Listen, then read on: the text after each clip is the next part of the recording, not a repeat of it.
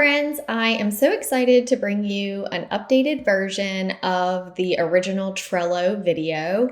There are a few new things that I have been using it for, and I think you're going to love it. And good news, it is still free. So if you are new here, I would like to share with you how Trello came to be for me. If you know anything about me, you know that I like to keep everything very, very simple. If it's too complicated, I'm not going to use it. I also don't like to spend money. So in the beginning, when I got my real estate license in 2011, I was operating out of a notes section of my phone. So I would categorize clients by A, B, C, D.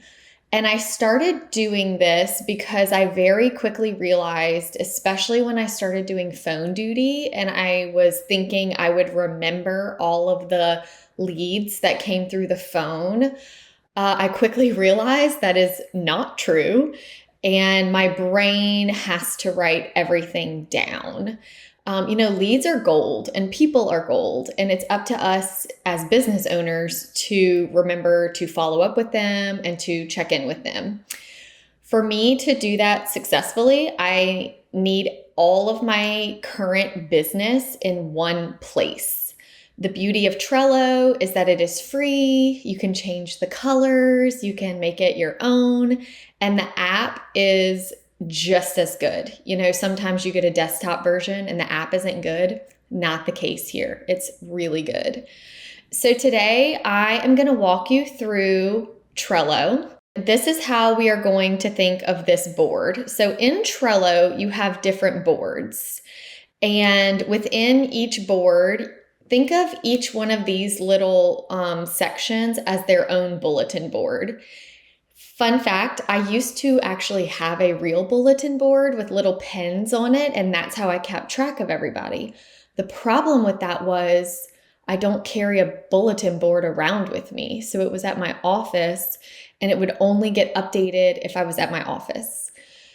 Obviously, that's not very functional, but I like to think of these as little bulletin boards. So this board right here is my pipeline. I have made a mock pipeline with fake names and fake addresses. Thank you, ChatGPT, for giving me all the fake addresses. And so this is just pretend, and we're going to walk through how I use it to manage my transactions. So as you create your own cards, I like to have these categories. Pre-listing. Pre-listing means that they have reached out to me. They have told me that they need to sell, but we do not have it on the market yet. Maybe I've given them homework, whatever the case may be. Once they become actually active listings, I can just pick them up and drag them over here. Look how satisfying that is. So you can just move them back and forth, okay? And then this is new since the first video, thanks to the buyer brokerage agreement. And I will tell you, being able to add a buyer brokerage agreement column has been so helpful for me because it has allowed me to have a visual of where I really need to focus my energy. So potential buyers obviously would be someone who has reached out in some capacity to let me know they are thinking about buying a house, but we haven't had a consultation. We have not gotten anything signed. Once they do sign the buyer brokerage agreement, I like to drag them over to BBA signed, and then I like to click this little edit button, and I like to put the date that their buyer brokerage agreement expires. That is something we need to learn to keep track of. And again, this allows me to see it in very simple terms. All right, let's go on to the next card, working our way through the transaction. They have gone from active seller or active buyer to pending. Yay. So now that they are pending, you will also notice as I make these cards, and I'll show you how to make them, you can pick colors. So I have my sellers as purple and I have my buyers as blue. So then when you go to the pending column, I like to add the close date at the end of their transaction. So as I am moving them along, I like to add the close date, and I like to keep this column in date order so that I know who is my next closing. What is the next closing that I have coming up? Notice Sally Sue, who is blue, which means she's a buyer, now has an address next to her name. I do find it very helpful to keep their name and their address on the card. So once a buyer has an address, I add it. When I have a potential seller, I like to have their address and their name already there. So now they're in the pending column and we have the dates. And then this last column is closed but not yet completed, which means I have not finished closing out everything, which I will show you shortly. I wanted to give you a quick overview first. Now, if you're wondering, how do I get these gray boxes there? The boxes are called a list, and the cards within them are just called cards. So when you set up your Trello, you will pick your background, and it'll just be blank. It'll only have this little button right here that says, add. And when you click that, you could name it, referrals given. Okay, so now you have a gray card. So let's say, a gray list. So let's say I did send a referral to my friend Beth in Florida. And I sent her my client, Sally. So now I can click add a card. So now I can keep track of if I've sent any referrals out. I do encourage you not to get too list heavy, because if you make too many lists, that is when things get overcomplicated. And I have found that the more things that there are, the more our brain becomes overwhelmed and the less you will actually use it. So I think referrals given is actually a good one if it's one that you need to monitor. Okay, so let's go back to the beginning and talk through how to use Trello as a transaction management software, if you will. When I am in the car or in the office or in carpool, wherever I may be, when the phone rings and someone says, "Hey, Alissa, so-and-so gave me your name and I need to sell my house," the first thing I do is find something to write with. Either I put them on speaker and I'm typing while they talk in my phone. And that's the beauty of Trello, is that you can do it right then because of the app. You could also just open the notes section of your phone and type away and copy and paste it into your Trello later. So you may notice under my lists, I have a seller template and I have a buyer template. This is set up already, and I will show you how to do that. You see it has some checklists in here whenever I open the card. I also like to keep track. I don't know why I would have clients' names, because their names would be in the top part. But I do like to write down where they came from and the shackle code for that listing, so I'm not always having to rely on the office and things. So once I have a new seller, I made my seller card already. I will show you how to do that. But because I already made it and have it all set up, all I have to do is click the little pen button right here and click copy card. It's going to say, what would you like to name it? So let's say we have a new buyer. Let's say that we have Lacey here. A new seller. Let's say we have Lacey here and she is coming to me to sell her house on Westmoreland. Okay. We're going to type in her name as you see. We're going to type in her address and we're going to click create card. Ta-da! And then I like to move my I like to keep my seller and buyer templates at the top. So now as Lacey is talking to me, I can scroll down here and just type away. she's telling me all about her house. I'm like, 4 bedrooms, been there 5 years, new roof. So I can sit there and just take as many notes as I want as she's telling me about her house. I click save. Okay. And you can make as many notes as you want. I am a solo agent, but I really think Trello would be awesome for anybody who has a team or an assistant, which is where the checklists come into handy really well. I'm going to show you how to add a checklist. So I already have the pre-listing checklist in my seller template. If you are a Hustle Humbly listener, you know we do sell our Hustle Humbly transaction checklists, which is great. So you can actually import them into Trello, and I am about to show you how easy and satisfying it is. So satisfying. And our checklists, this is the page where you could go get the checklist, hustlehumblypodcast.com/checklists. We have them blurred out right here, but you can see that the different colors on the right side of the checklist are each different part of the process. So pre-listing, listed, executed contract, due diligence, appraisal, /title, closing, and post-closing. So in my seller template, I already have the pre-listing checklist uploaded, and I'm going to show you how I did that.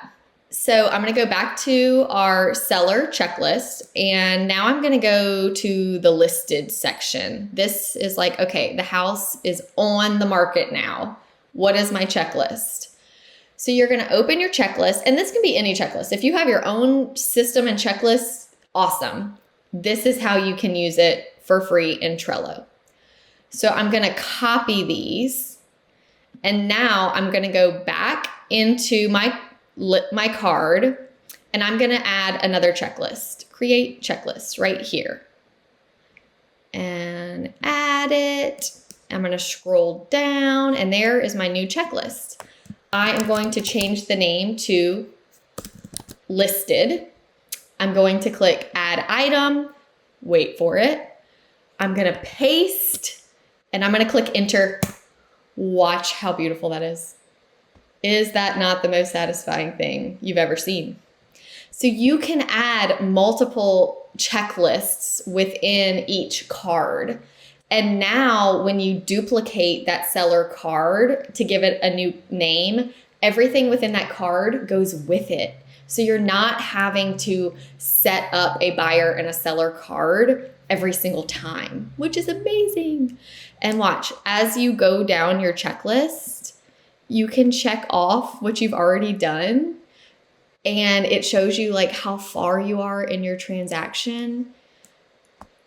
It's so clean. It's so simple.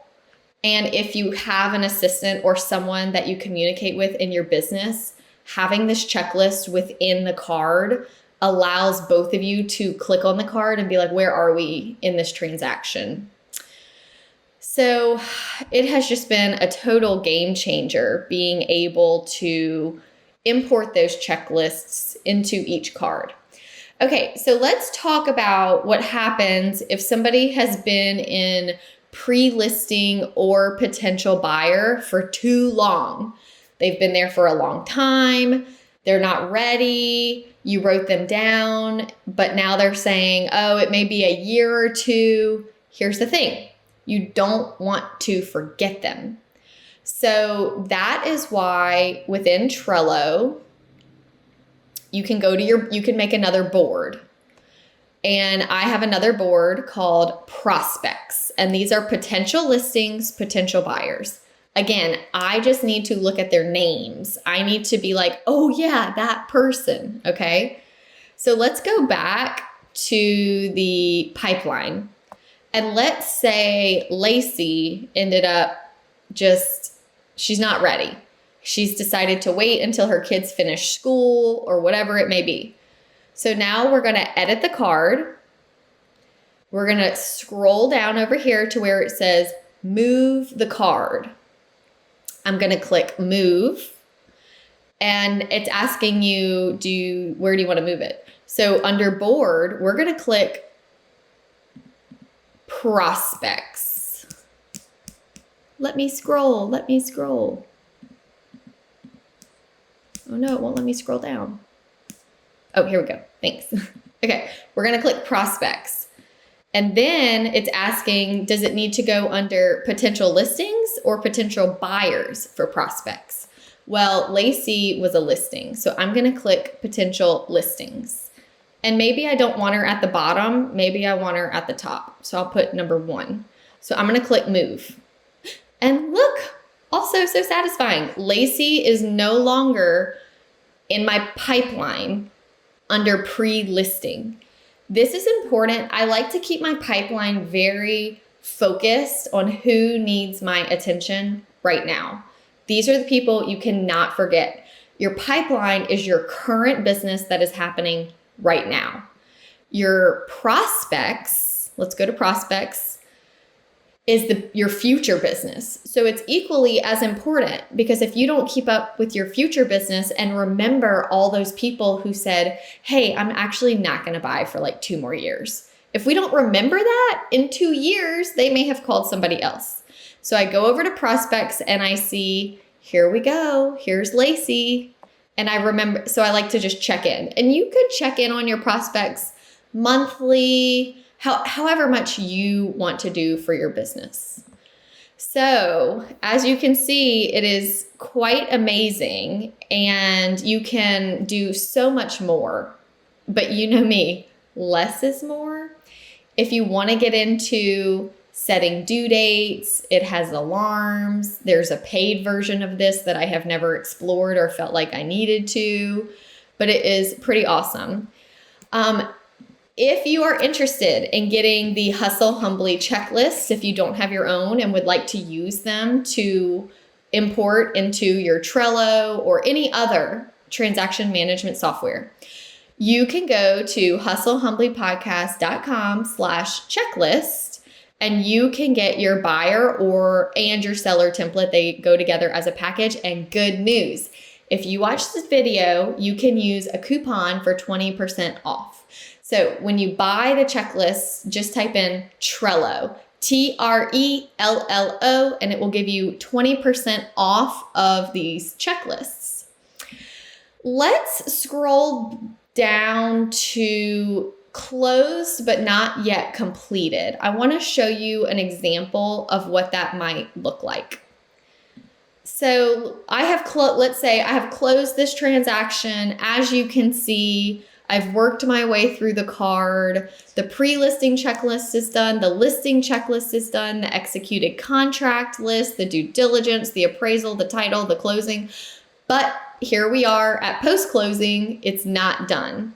So now I need to go do my social media posts, do my closed marketing, upload everything to my office. So by the time it gets to that last column, the only section that is left is the post-closing checklist. And then once I finish that post-closing checklist and I am done with that transaction, you just archive it. So you click here and you click archive. The beauty of that, it's always there. It never goes away. Trello is really not good to be used as a CRM. I've had people try to make cards for every single person that should be in their database. It's not a database. It is a transaction management tool. So I would still use that Excel spreadsheet or whatever CRM you like to keep track of your people. This is truly better for managing your transactions and remembering people who are in the pipeline coming up and keeping everything organized. So I hope this was helpful. It is a game changer for my business. I have been using it for years. One last tip that I do have for you is the biggest thing that people think is, oh, if I just get this one new tool, it'll change my whole business. Well, nothing will change your business if you don't use it. And even I have struggled with that before. So my fancy tools are not fancy. They're really quite simple. They work because I use them. So I went through a phase when I first started using this where I felt like I'm just not opening it enough. I have it all set up, but I'm not opening it and looking into it. And so I had to figure out what will make me look at it. I learned that if you go to your browser settings, so for example, I'm in Chrome right now. If you go in your settings, you can click, I wonder if it'll let me do it while I'm here with y'all. Okay, so I'm going to go to these three dots and I'm going to go to settings. And this should be available on some format in any kind of browser. So I went to on startup, and you can pick which websites pop up when you open your browser. So instead of opening your browser and seeing google.com, I have it set up to where when I open my browser, it automatically has my Trello, my email, and MLS. So those are my three things that, like, if I'm getting on the computer, I have to have these three things open. So now every day when I'm on my computer, the tab is the first thing that opens, and it just forces me to like glance at it and then go on with what I'm doing. The beauty of Trello is that, yeah, the checklists and everything in it are amazing, but I truly just need a visual. I don't even open my cards that often to skim through. I'm usually just looking at the names, and my brain will go, oh my gosh, yes, I need to contact that person. I wonder if they got their roof replaced and are ready to list, things like that. So that was one thing that really helped me with being able to keep it top of mind and in front of my face. I hope these tips were so helpful. If you set up your Trello board, we like fun little things. We would love to see how you set it up, your colors, if you have a photo as the background. Send us an email. Our email is team@hustlehumblypodcast.com. So we would love to hear from you. Just let me know if you have any other questions. You can leave a comment here. Let me know if this video was helpful, and go get that transaction checklist if you need it. And you can use coupon code Trello for 20% off at hustlehumblypodcast.com/checklists. All right, guys, this was great. I will see y'all soon.